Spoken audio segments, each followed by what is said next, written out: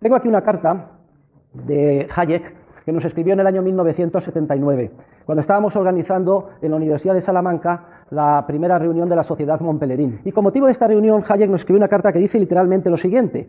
Dice que los principios básicos de la teoría del mercado competitivo fueron desarrollados por los escolásticos españoles del siglo XVI y que el origen del liberalismo económico no fue diseñado, como se pensaba, por los calvinistas ingleses, sino por los jesuitas españoles. ¿A qué se debe este olvido? Se debe sobre todo a la malsana influencia imperialista de la escuela clásica anglosajona. Sobre esto se podría hablar muchísimo. Hay una serie de circunstancias históricas que lo explican. Surge con la Revolución Industrial, la Commonwealth, el Imperio Británico se extiende por todo el mundo, el resto de los países pues, van adquiriendo paulatinamente un complejo de inferioridad y se convierte Inglaterra como en el modelo que todo el mundo quiere seguir, y esto influye también en el ámbito de la ciencia y de la economía.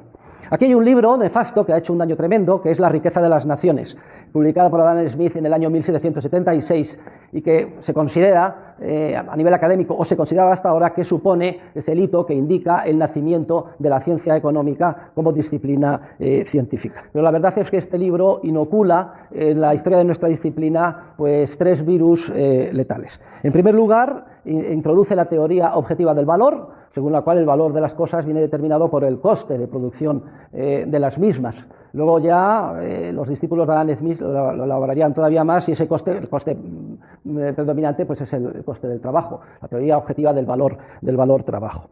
Que de alguna forma, y aunque se diga que Smith es liberal y los sedicentes liberales vayan muy orgullosos a las reuniones de liberales con una corbata de Adam Smith, de alguna forma lo que hizo Adam Smith fue servir en bandeja a Carlos Marx la teoría de la explotación, porque si el valor viene determinado por el coste de producción y su componente esencial es el trabajo, ¿por qué no va a asumir la totalidad del valor en los trabajadores? Si no lo reciben es que están siendo expropiados o robados por capitalistas o empresarios. Quiero decir que desde el punto de vista científico el daño fue enorme, y que todos aquellos liberales que vayan a reuniones o congresos liberales con una corbata de Adam Smith, pues deberíamos de colgarles con la propia corbata. Adam Smith hizo tabla rasa sobre las contribuciones de nuestros escolásticos, que mucho antes que él ya habían centrado su razonamiento científico en torno a la teoría no objetiva, sino teoría subjetiva del valor. Entre todos ellos deberíamos de recordar sobre todo al gran Diego de Covarrubias y Leiva, al que homenajeamos en el año 2014. Porque Diego de Covarrubias y Leiva, ya en el año 1555, y voy a citar literalmente lo que escribe en latín en su obra Omnia Opera, yo tengo la primera edición, dice exactamente en español lo siguiente: dice que el valor de una cosa no depende de su naturaleza objetiva, sino de la estimación subjetiva de los hombres. Y añade, incluso aunque tal estimación sea alocada. Y pone como ejemplo la siguiente ilustración. Dice, en las Indias, recién descubiertas, el trigo se valora más que en España, porque allí los hombres lo estiman más. Y ello a pesar de que la naturaleza del trigo es la misma en ambos lugares. Luego, chapó por Diego de Covarrubias. Qué pena que Adam Smith hiciera tabla rasa de esta tradición del pensamiento escolástico subjetivista. El segundo error gravísimo de Adam Smith es el de haber confundido cuál es el nexo adecuado de causalidad, de causa-efecto, entre costes y precios. Claro, Adam Smith se centra en un estado fantasmagórico, final de reposo, un estado de equilibrio, vamos a comentarlo enseguida, en el que precios y costes coinciden. Como además considera que el coste es lo que determina el valor, pues en última instancia la causalidad para él es muy clara. Son los costes de producción los que determinan los precios de mercado. Cuando la ciencia económica ha demostrado que es justamente al revés, es decir, que no son los precios que siguen a los costes, sino que son los costes los que siguen a los precios. Pero lo que es una tragedia es que esto ya se sabe desde el año 1544, porque otro grandioso escolástico, Luis Sarabia de la Calle, además escribió sus obras no en latín, sino en castellano. Su obra más importante se titula Instrucción de mercaderes. Entonces ya concluye su análisis diciendo lo siguiente, cito literalmente, dice, los que miden el justo precio de las cosas según el trabajo, costas y peligros del que trata o hace la mercadería, yerran mucho, porque el justo precio nace de la abundancia o falta de mercaderías, de mercaderes y dineros, y no de las costas, trabajos y peligros.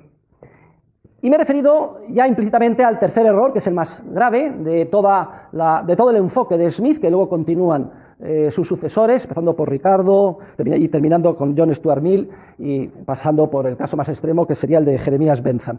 Y es que Smith se centra, o sea, su paradigma de investigación es el estudio de lo que él denomina el precio natural al que tienden las cosas, es decir, ese precio de equilibrio a largo plazo. No estudia cómo se determinan los precios día a día en el mercado, como consecuencia de la intervención de los seres humanos en él.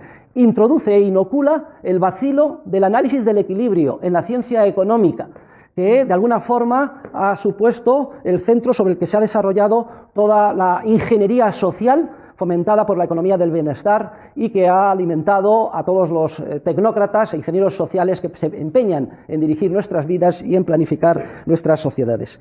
Y es una tragedia, digo, porque mucho antes que él, ya también los escolásticos habían puesto en evidencia que este era un callejón sin salida. Aquí concretamente debemos de mencionar a dos. Y a mí me parece emocionante mencionar a estos dos jesuitas, cardenales españoles, porque además son los únicos dos escolásticos, jesuitas y españoles, mencionados en un discurso de recepción del Premio Nobel de Economía. Efectivamente, cuando Hayek recibe el Premio Nobel de Economía en el año 1974, en su discurso de recepción, que trata sobre la arrogancia del conocimiento, cita expresamente a estos dos jesuitas. El primero de ellos, Juan de Lugo, y el segundo, Juan de Salas. Juan de Lugo, en 1643, después de una serie de disquisiciones, se pregunta ¿cuál es el precio de equilibrio? Él le denomina precium justum mathematicum. ¿Cuál es el precio justo matemático de las cosas? Precio de equilibrio, ese fantasmagórico precio al que tiende todo y se alcanzaría al final.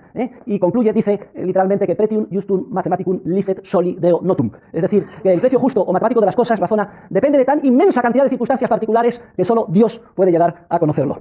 Y Juan de Salas, en 1617, unos pocos años antes, pues también cuestiona, ¿puede llegar el gobernante, el rey o sus funcionarios a hacerse con la información concreta que en cada circunstancia particular de tiempo y lugar generan los seres humanos cuando tratan denodadamente de sacar adelante sus familias, sus vidas, sus empresas? Y concluye que esa información es tan compleja que quas exacte comprendere ponderare deis non hominum, que es tan compleja que ponderarla o conocerla exactamente es cosa de Dios, solo puede ser cosa de Dios y no de los hombres. Y estos Dynamic Stochastic General Equilibrium Models, para que se pueda comprender, se basan en lo que se denomina un agente representativo. Es decir, se definen las características de una manera simplificada de un agente representativo que reacciona miméticamente y como si fuera un robot ante los acontecimientos. Es como un pingüino que va saltando, ya saben ustedes los pingüinos, se tira un pingüino y todos los otros pingüinos hacen exactamente lo mismo. Y luego se le pone el adjetivo de dinámico porque se pretenden desarrollar diferentes escenarios, modificando las variables, etcétera, y luego aplicando potentísimos ordenadores, ver cuáles son las implicaciones de esos escenarios, lo cual eventualmente permitiría al planificador de turno o al gobernador del Banco Central de turno saber lo que va a pasar en cada circunstancia, en cuánto tiene que aumentar la oferta monetaria o disminuirla, en cuánto hay que subir o bajar los impuestos, etcétera, para lograr los grandiosos objetivos del poder. Como es lógico, todo este objetivo ideal cientificista pues carece de base científica por las razones ya elucidadas hace 5 siglos por nuestros escolásticos.